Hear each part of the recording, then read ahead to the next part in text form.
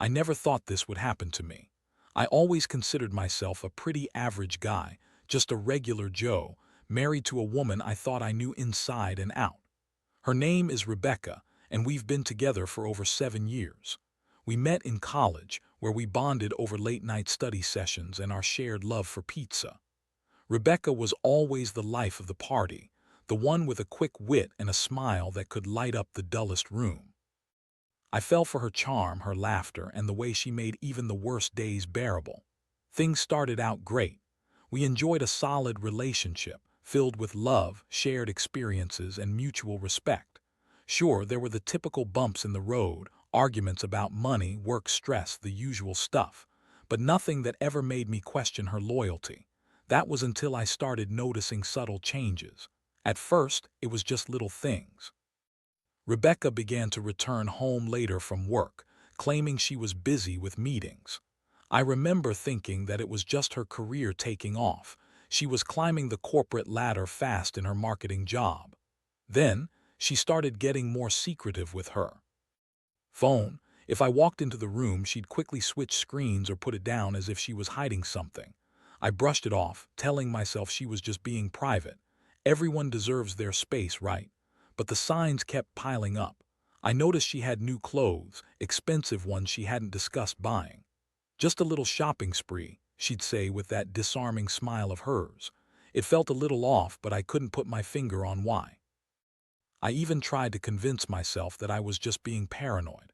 Then, one evening while cleaning the house, I stumbled across a receipt hidden in the back of a drawer.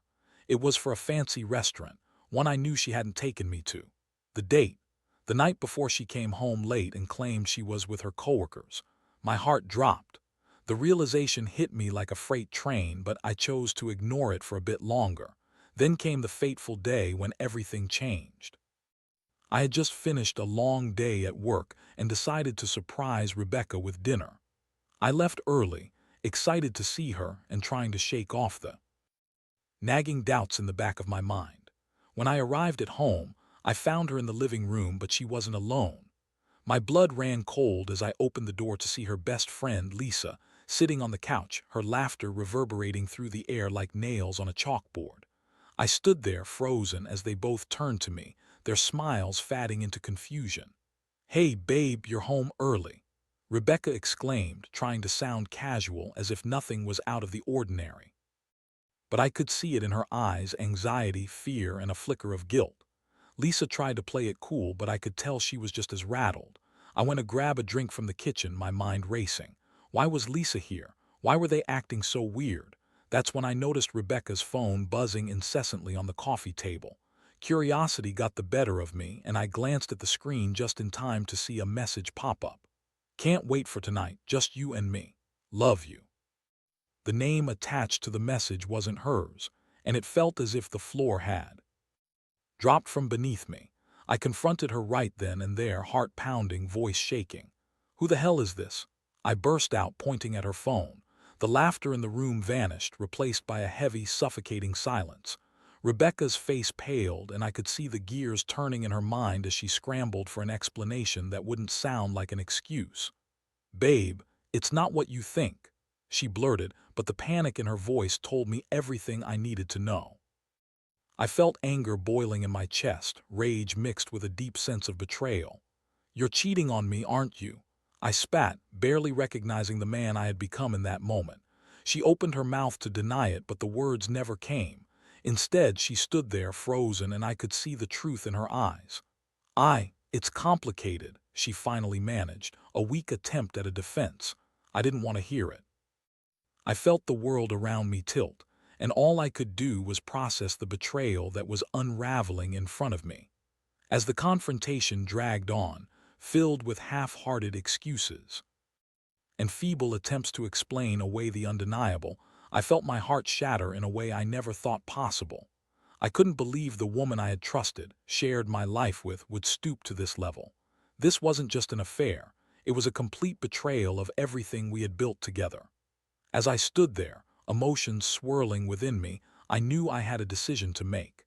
The anger and sadness were suffocating me, and I had to figure out what to do next. After the confrontation, the atmosphere in our living room turned electric, crackling with tension. Rebecca stood there, eyes darting between me and Lisa, who had awkwardly retreated to a corner, her previously cheery demeanor replaced by an unmistakable discomfort. The silence stretched on, heavy and unbearable as the reality of the situation crashed down upon me. "Just tell me the truth, Rebecca," I demanded, my voice sharp. "Are you sleeping with him?"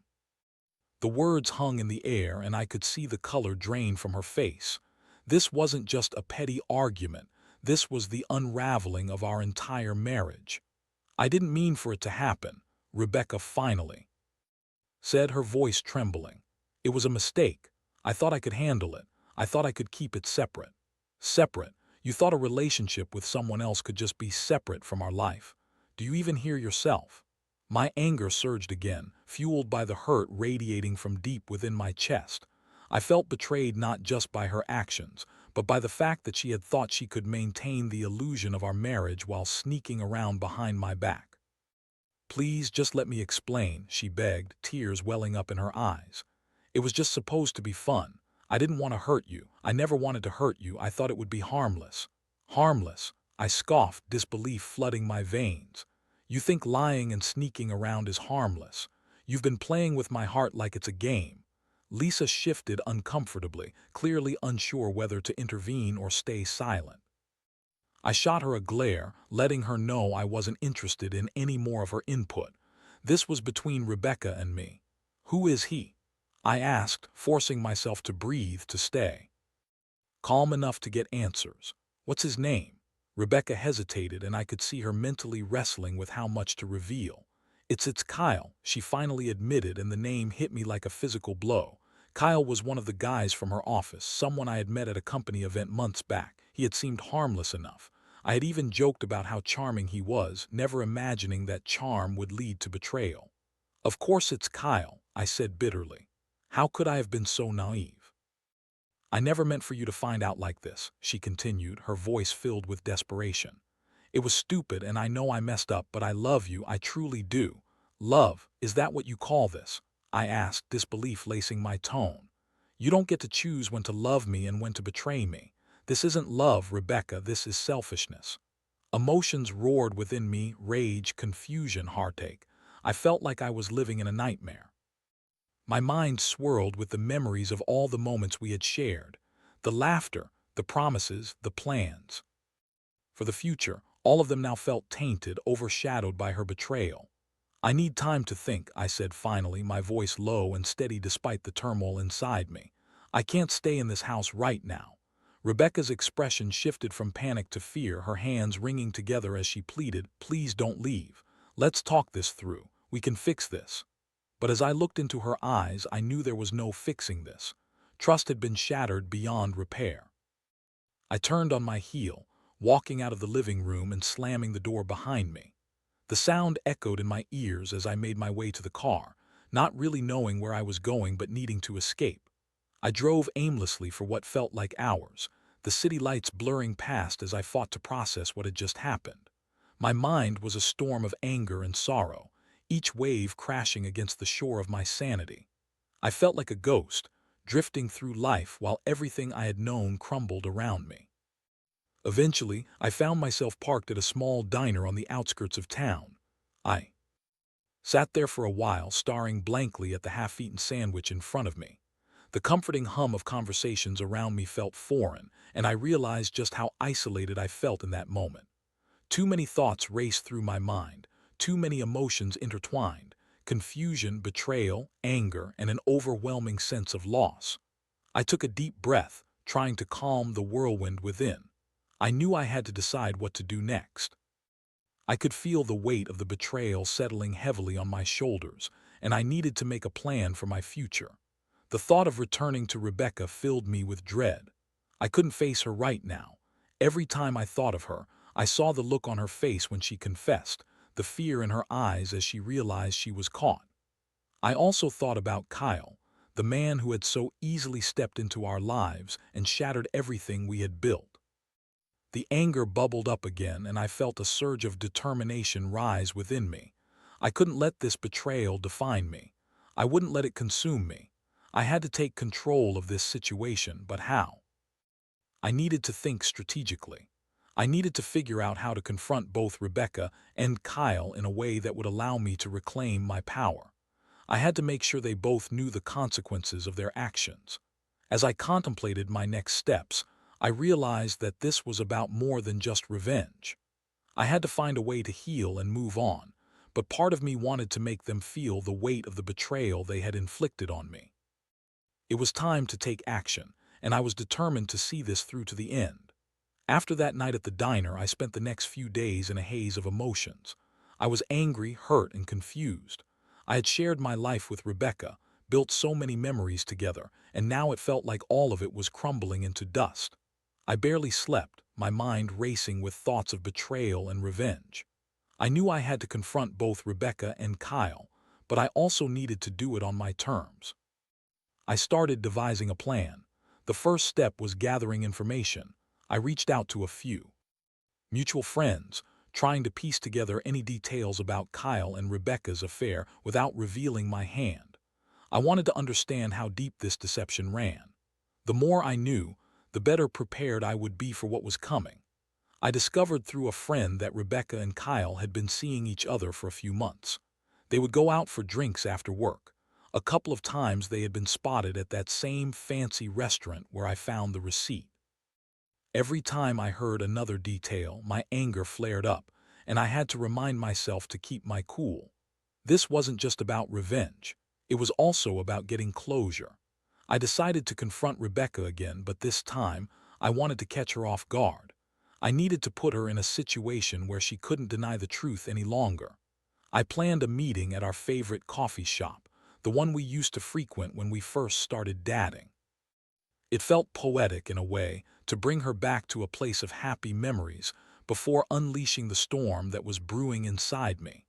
On the day of our meeting, my heart raced as I sat at a small table, the smell of fresh coffee swirling around me like a comforting blanket. I arrived early, trying to steel my nerves. I needed to project confidence and control, even though I felt anything but. When she walked in, her eyes lit up as she spotted me, but the smile faded as she saw the tense look on my face. "Hey, you look serious," she said, trying to keep the mood light. "What's up?" I gestured for her to sit, and as she took her seat, I watched her fidget with her hair, nervous energy radiating off her. "I know about you and Kyle," I stated bluntly, cutting to the chase. The color drained from her face as she opened her mouth to respond, but no words came out. I could see the gears turning in her mind, trying to conjure up excuses and explanations. "Don't bother with the lies, Rebecca. I've heard enough of them already," I continued, my voice steady.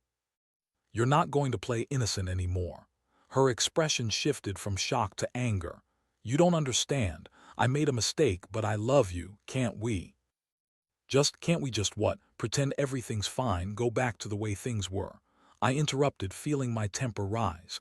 "You shattered my trust. You broke our vows. You think I can just overlook that? You think I'm just going to forget?" "I never wanted to hurt you," she cried, tears welling in her eyes. "It was an escape. It meant nothing." "An escape? Is that what you call it? You cheated on me, Rebecca. You chose to betray your husband, the man who stood by you, supported you, and loved you."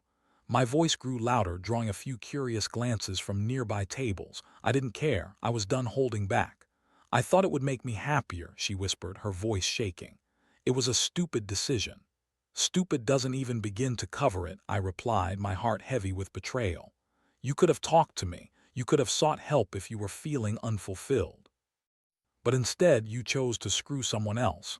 We can fix this. I know we can," she pleaded, desperation creeping into her voice.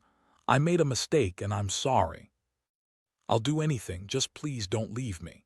The emotions swirled within me, a tempest of hurt and anger. I wanted to scream, to lash out, but I also felt an odd sense of calmness amidst the storm. I had a plan and I was committed to seeing it through. "Anything?" I asked, raising an eyebrow. "How about you tell Kyle the truth, confront him about what you did, and let him know it's over?" Her eyes widened with disbelief. "You can't be serious. I can't just do that. It'll ruin everything." "That's the point," I said firmly. "You want to fix this? Then you need to take responsibility for your actions, not hide behind excuses. You need to confront the reality you created." "And what about us?" she asked, her voice trembling. "What happens to our marriage?" "Right now I don't know," I admitted, my heart aching. "But I do know that if you truly want to make things right, you have to break things off with him first. I can't move forward with you while you're still entangled with him." The silence that followed was deafening. I could see the conflicting emotions playing across her face: fear, guilt, and a flicker of defiance. "I can't believe you're asking me to do this," she finally muttered, her voice barely above a whisper. "Believe it, Rebecca. This is the reality of what you've done. If you want any chance of rebuilding our trust, you need to be honest, and that starts now," I said, my voice firm. As she sat there, contemplating my words, I felt a sense of empowerment wash over me. I had taken control of the situation, stood up for myself, and demanded accountability. But part of me still ached. This wasn't how I envisioned my life. I had loved her, and it was hard to reconcile that love with the betrayal slapping me in the face. I'll think about it," she finally said, her voice shaky, but I could see the resolve forming in her eyes. "I want to make this work." "Then do it, Rebecca. Do it for me, for us, and for yourself. You need to be honest, not just with me, but with Kyle too." The weight of the conversation hung between us as I finished my coffee, feeling both lighter and heavier at the same time. I had set the stage for what needed to happen, but deep down, I knew the battle was just beginning. How she handled the next steps would determine whether there was any chance of us moving forward or if I would need to make the painful decision to walk away for good. As I left the coffee shop, I couldn't shake the feeling of uncertainty. The road ahead was fraught with challenges, but I was ready to face them head-on, no matter what the outcome. It was time to reclaim my life, my dignity, and my sense of self-worth. Whatever happened next, I would be prepared. The days that followed my confrontation with Rebecca felt like a roller coaster, filled with emotional highs and crushing lows. I was caught in a strange limbo, waiting for her to take responsibility and follow through on her promise to end things with Kyle.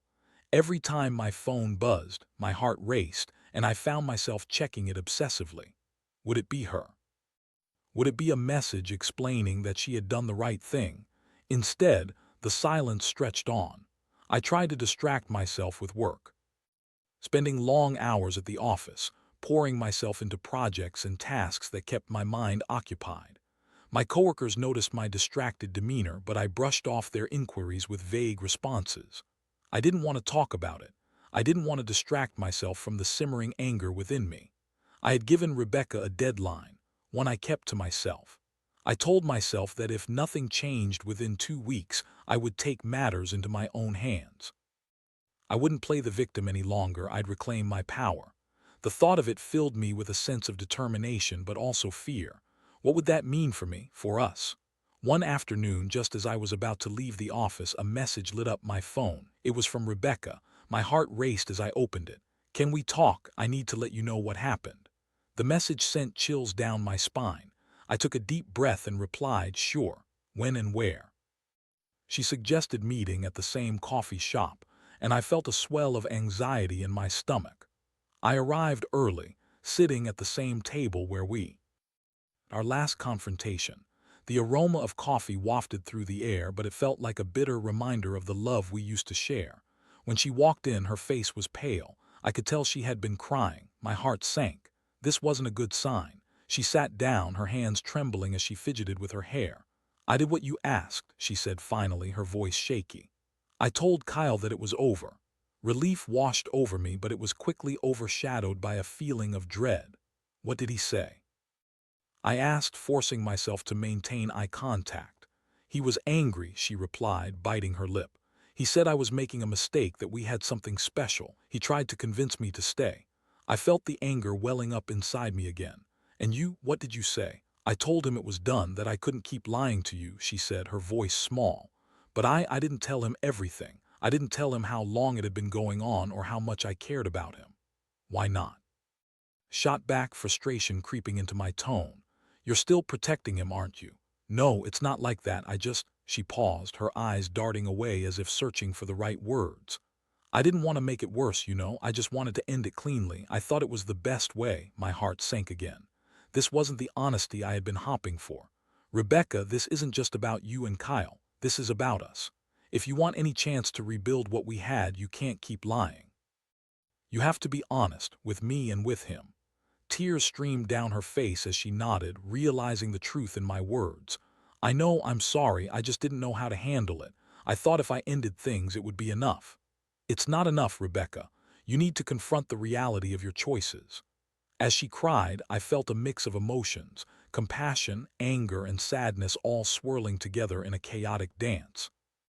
I could see she was struggling, and part of me wanted to comfort her, but I held back. I couldn't forget it done. I couldn't allow myself to slip back into the patterns of forgiveness without seeing genuine remorse and accountability. "I need to know you're serious about us," I said, my voice softer now. "You need to show me that you're willing to do the hard work to rebuild our trust. That means being honest with me and with Kyle." "I will," she promised, wiping her eyes. "I'll tell him everything, I swear." "Then I'll give you another chance," I said cautiously, still trying to protect my heart. "But this is your last chance. If you stumble even once, I don't think I'll be able to forgive you again." "Thank you," she whispered, her voice barely audible. As we talked, I could see the weight of guilt beginning to lift from her shoulders. It felt like a small step forward, but I couldn't shake the lingering doubts in my mind. Would she follow through? Could we really rebuild after this betrayal? We left the coffee shop with a fragile truce, an agreement to continue working on our marriage. But as I drove home, I felt the familiar anxiety creep back in. Part of me felt hopeful, but another part was bracing for another round of heartbreak. Later that evening, I received a text from Kyle. It was unexpected and cut right through my resolve. "Hey man, can we talk? I need to clear the air about Rebecca." My pulse quickened and I could feel the tension in my chest tighten. I had known this conversation was coming, but now that it was here, I wasn't sure how to respond. I took a deep breath and replied, "I'm listening." Kyle's response came almost immediately. "Can we meet? I think it's important." I thought about it for a moment. I could feel my heart pounding in my chest, but I knew I had to face this head-on. If I wanted closure, if I wanted to reclaim my power, then I had to confront him directly. "Sure, where?" I texted back, my stomach churning with anticipation. He suggested a bar not far from my apartment. I agreed, knowing that this was the next step in my journey. I wasn't just going to wait for things to happen. I was going to take control. As I made my way to the bar that night, I felt a mixture of nausea and adrenaline surging through me. I was nervous about facing Kyle, but I was also ready to stand my ground. I wouldn't let him walk all over me. When I arrived, I spotted him sitting at a booth, nursing a drink. He looked up as I approached, a hint of bitterness in his eyes. "Thanks for coming," he said, his tone guarded. "Let's get straight to it," I said, taking a seat across from him. "What do you want to talk about?" "I just think it's important for us to clear the air about Rebecca," he began, his voice steady but defensive. "I don't want there to be any misunderstandings. Like the misunderstanding that you were sleeping with my wife." I shot back, feeling the anger bubble up again. He held up his hands in a placating gesture. "I didn't mean for it to go this far. We were just having fun. It wasn't serious." "Not serious?" I echoed, incredulous. "You think that makes it okay? You think you can just waltz into my life and take my wife without consequences?" I "No, I know," he said, his voice dropping. "I messed up, but I didn't plan on it happening. It just did." "Honestly, I don't care about your excuses," I replied, my voice icy. "What matters is that you did it. You hurt her and you hurt me. I get that, but I'm not the only one to blame here. Rebecca chose to be with me and she had her reasons too." His words stung, but they also opened a floodgate of emotions within me. "You think I'm going to let you shift the blame? You don't get to absolve yourself of responsibility just because she was willing to play along." Kyle's expression shifted, and I could see the defensiveness fading into something more genuine. "I'm not trying to absolve myself. I know I messed up and I regret it. I just wish it hadn't happened." I took a deep breath, trying to rein in my anger. "What's done is done, but I need you to understand something. I'm willing to give Rebecca another chance, but that means you're out of the picture. If I catch wind of you two talking or anything else—" "I get it," he interrupted, nodding earnestly. "I won't contact her again, I promise." "Good," I said, leaning forward. "You have no idea how much you've disrupted our lives. I want you to stay out of mine and stay away from her. The next time I see you, it better be under very different circumstances." We exchanged a few more words, and as I left the bar, I felt a sense of power wash over me. I had confronted Kyle face to face, held my ground, and made my intentions clear. It was a small victory, but it felt monumental in the grand scheme of everything happening in my life. As I walked to my car, the weight of the world still hung on my shoulders, but I felt a glimmer of hope. I knew this was going to be a long journey, one filled with obstacles and challenges, but I was ready to face them head on. Whatever came next, I was determined to reclaim my life and my happiness. After the confrontation with Kyle, I felt a mix of empowerment and uncertainty. I had finally taken a stand, but the path forward with Rebecca was still shrouded in ambiguity. I returned home that night, my heart racing with adrenaline but also burdened by the knowledge that the real work was just beginning. Rebecca was waiting for me when I walked through the door, her eyes scanning my face for any signs of how the conversation had gone. "How did it go?" she asked, her voice laced with both hope and apprehension. "Let's just say Kyle understands the situation," I replied, trying to keep my tone neutral. I wanted to protect her from the details, but I also felt the need to establish the gravity of what had transpired. "He knows you and I are going to work on our marriage, and he won't be contacting you again." Her expression shifted, relief washing over her face, but I could still see the guilt lingering in her eyes. "Thank you for handling it. I don't want to be with him, I swear. I don't know how I let it get this far." I felt a mixture of sympathy and frustration at her words. "We're going to have to talk about that, Rebecca. This isn't just going to disappear. Trust has been shattered and it's going to take serious effort to rebuild." "I know," she said, tears brimming in her eyes. "I want to work on this. I'll do whatever it takes, I promise." I nodded, but the weight of her betrayal still hung heavily in the air. "It's more than just promises. We need to be honest with each other. I need to understand why this happened in the first place." She took a deep breath, her hands shaking slightly. "I didn't mean for it to happen. I felt lost. I thought I was unhappy with my job and with us, and I was looking for something to fill that void. It was a poor choice, and I own that." "Did you ever think to talk to me about it?" I asked, my tone softening. "You know I'm here for you. I would have listened." "I thought I could handle it on my own," she admitted, looking ashamed. "But it spiraled out of control. I should have come to you. I just didn't want to be a burden." We sat in silence for a moment, the weight of her confession settling between us. I hoped this was a turning point, a moment of clarity that would help us both understand each other better. But I also knew that words were just words. Actions would be what truly mattered moving forward. Over the next few days, we began to navigate the treacherous waters of our marriage. We started having open conversations about our feelings, discussing what had led us to this point. Rebecca opened up about her struggles at work and how she had started to feel unfulfilled, not just in her career but in our relationship as well. It was hard for me to hear, but it was necessary. I also shared my feelings of betrayal and hurt, how her actions had shattered my trust. It was an emotional roller coaster, but I felt like we were finally being honest with each other. We even sought counseling, determined to work through our issues together with a professional's guidance. As the days turned into weeks, I began to see glimpses of the woman I had fallen in love with. Rebecca was committed to making amends and was willing to confront her own shortcomings. She reached out to friends for support and sought out new opportunities at work, determined to find fulfillment outside our relationship rather than trying to escape within it. However, there were still moments of doubt. I sometimes caught myself checking her phone when she wasn't looking, feeling a surge of paranoia about whether she was still hiding something. I hated that I felt this way, but I couldn't help it. Rebuilding trust was a long and painful process, and it would take time to change the narrative in my mind. Then, one evening, something unexpected happened. As we were winding down for bed, Rebecca turned to me, her eyes serious. "I want to tell you something," she began hesitantly. "I think it's important for our healing." I sat up, concerned. "What is it?" I reached out to Kyle again. My heart dropped. Why would you do that?" I wanted to explain things to him. "I thought it was better to be honest and lay everything out on the table," she said, her voice steady, though I could see the tension in her features. "Did you tell him about us?" "About the affair?" "I told him that it was over and that I was focusing on rebuilding our relationship.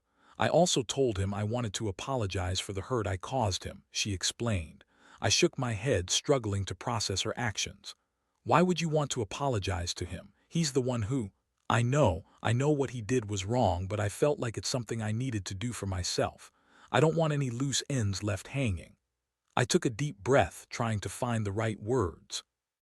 This was a step toward honesty, but it also felt like it could open old wounds. I appreciate that you're trying to be honest, but I need you to understand that this isn't about him anymore. It's about us. Your focus should be on fixing what you broke between us. I know, she replied, her voice softening. I'm committed to that. I just wanted to make sure he understands that we're done so he doesn't come back into our lives again. Did he react? He was hurt, but he understands. I made it clear that I'm focusing on my marriage and that it's over between us. I felt a small sense of relief as she spoke, but the worry still lingered in my mind.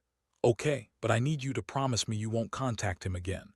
No more communication, even for apologies. It's too risky for us. I promise, she said, looking me directly in the eye. No more contact. It's you and me, and I'm committed to making this work. As we talked, I felt a sense of cautious optimism creeping back into my heart. It was still a long road ahead, but it felt like we were finally on the right path. I realized that the process of healing would take time, and there would be setbacks along the way, but we were both committed to transforming our relationship. I decided to let go of some of my paranoia, at least for now. I couldn't live in a constant state of suspicion. If we were going to rebuild, we needed to trust each other again. That night, as we lay in bed, I held her close, feeling a flicker of hope ignite within me. I knew we had a long way to go, but for the first time since the affair, I genuinely believed that we could come out stronger on the other side. It wouldn't be easy, but I was willing to fight for us, and I hoped she was too. The following week, we attended our first counseling session together. As we sat in the therapist's office, it felt like a fresh start. The therapist encouraged us to share our feelings and our fears openly, which led to some intense discussions. Each session peeled back layers of hurt and resentment that had built up over the years, and slowly, we began to understand each other better. It was a process, a gradual unearthing of the emotions that had led Rebecca to seek comfort in someone else. We spoke about our expectations, our boundaries, and our needs. It was uncomfortable at times, probing into the dark corners of our relationship that we had always avoided. But through that discomfort, we began to forge a new connection, one based on honesty and vulnerability. It felt good to be working together, not just as a couple trying to bridge a divide, but as partners in healing. Each session was a small step in the right direction, and although I knew there would still be challenges ahead, I felt hopeful. As time passed, I noticed that the anxiety that had gripped me was beginning to fade. Rebecca was making genuine efforts to show her commitment to our marriage. She was actively engaging with her work, taking on new projects, and even going out with friends more often, which made me realize she was trying to find herself outside our relationship. Then one evening, after a particularly productive counseling session, I sat on the couch while Rebecca prepared dinner in the kitchen. The smell of spices wafted through the air, and I felt a sense of contentment wash over me. It was a simple moment, but it felt extraordinary. I decided to take a leap of faith and opened up to her. I think we might actually be able to make it through this. I'm starting to feel more optimistic. She turned around, surprise flashing in her eyes. Really? You mean that? Yeah, I replied, smiling. I do. I can see the effort you're putting in, and it's making a difference. A smile broke across her face, and for the first time in a long time I felt hopeful about our future. But just as I was beginning to feel a sense of normalcy again, a message popped up on my phone, interrupting the moment. I glanced at the screen and my heart dropped. It was a text from Kyle. "Hey, we need to talk. It's important." My stomach knotted as I felt the air grow heavy with tension. I had thought we were moving forward. I had thought I was finally beginning to trust again. But this was a curveball I hadn't seen coming. I looked up at Rebecca, whose back was still turned as she stirred a pot on the stove. "Rebecca, I just got a message from Kyle," I said, my voice barely above a whisper. She turned around, concern flooding her features. "What did he say?" "Just that we need to talk. It's important." The air around us grew charged, and I could see the worry flash across her face. "What do you think he wants?"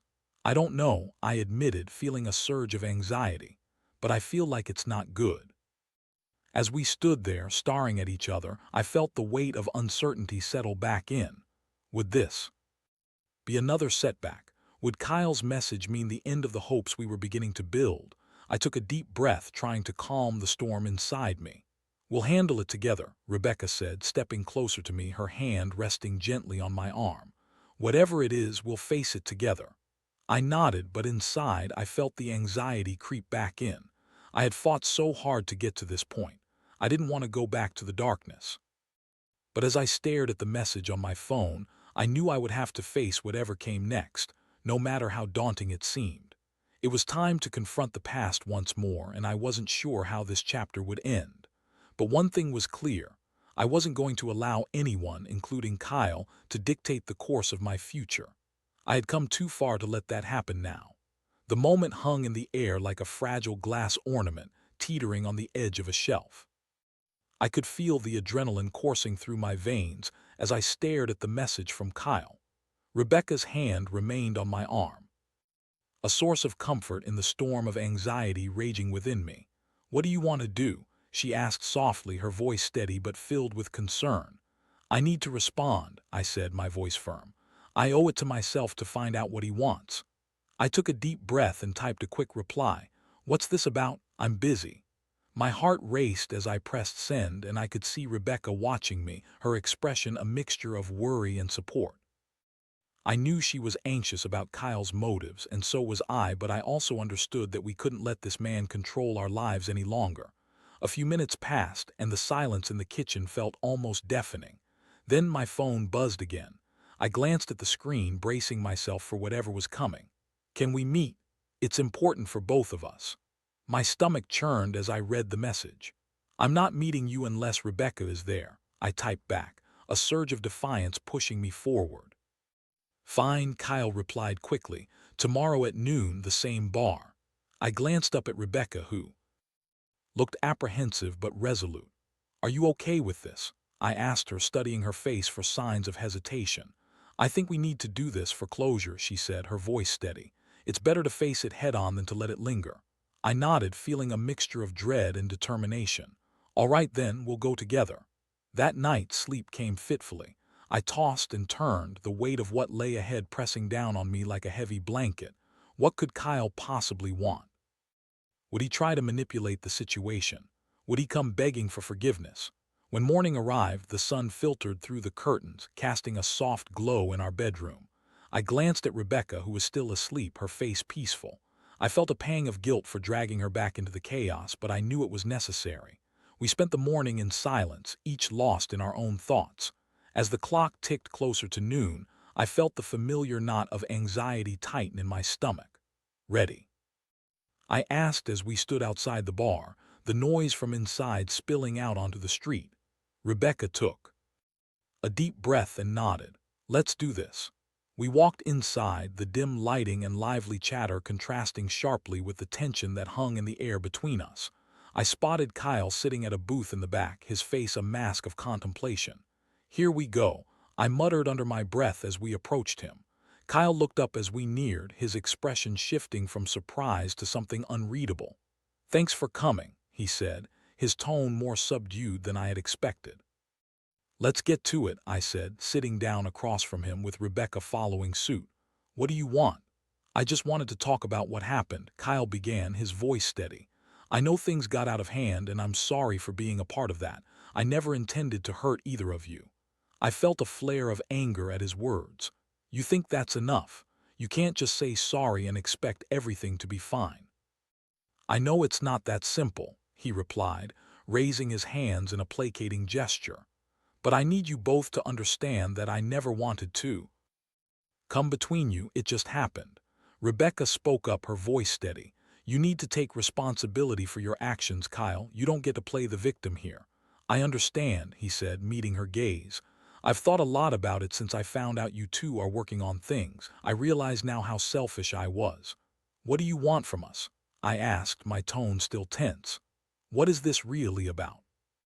I wanted to see if we could find some kind of resolution, Kyle said, a hint of desperation creeping into his voice. I didn't want to lose contact with Rebecca, but I also respect your marriage. I know I need to step away. Rebecca's eyes narrowed. You think that's enough? You think just because you say you respect us, it erases the hurt you caused? No, I don't, he admitted. But I also want to make sure this ends on a good note instead of leaving everything in ruins. I felt the anger boiling up inside me again, but I took a deep breath, trying to keep my emotions in check. You need to understand that this isn't about feelings or goodbyes. This is about trust, and you shattered it. I know, Kyle said, his voice tense, and I'm sorry for that. I just wanted to make sure I didn't leave things unresolved. Consider it resolved then, I said firmly. You don't get to dictate how this ends. You're out of our lives now and we're moving forward. He nodded, his expression somber. I understand. I just wanted to be sure I didn't leave animosity behind. As the conversation wound down, I felt a sense of closure wash over me. Kyle wasn't going to be a lingering presence in our lives anymore. The finality of our exchange felt like a weight lifting off my shoulders. Goodbye, Kyle, I said, standing up. I hope you take this as a lesson learned. I looked at Rebecca, who seemed to share my relief. We walked out of the bar together, the tension that had defined our lives for so long finally beginning to dissipate. As the door closed behind us, I turned to her. How do you feel? Relieved, I think, she replied, a small smile breaking through her serious demeanor. It's like we finally put that chapter behind us. I think we can begin to heal now, I said, feeling a flicker of hope ignite within me. Over the next few weeks, we continued our counseling sessions and worked tirelessly to rebuild our relationship. It wasn't easy, but we were both committed to transforming our marriage into something stronger, something grounded in honesty and mutual respect. As time passed, I found myself reflecting on what had happened. I realized that while the betrayal had been painful, it had also opened our eyes to the importance of communication and vulnerability. We learned to discuss our needs, our fears, and our dreams instead of letting them fester in silence. In many ways, I felt grateful for this experience, though I would never want to go through it again. It taught me about the resilience of love and the power of forgiveness. It showed me that trust, once broken, could be rebuilt, but it required effort from both sides. Months later, as I looked at Rebecca, I saw the woman I had fallen in love with so long ago. She was not just a partner, she was a teammate, someone I respected and admired. We were no longer just navigating the remnants of betrayal, we were creating a new foundation for our future. As we sat together on the couch one evening, the television humming softly in the background, I took her hand in mine. I'm proud of us, I said, sincerity flooding my words. Me too, she replied, smiling. We've come a long way. And in that moment, as we shared stories and laughter, I realized that we had truly begun to heal. Whatever challenges lay ahead, we would face them together, stronger than before.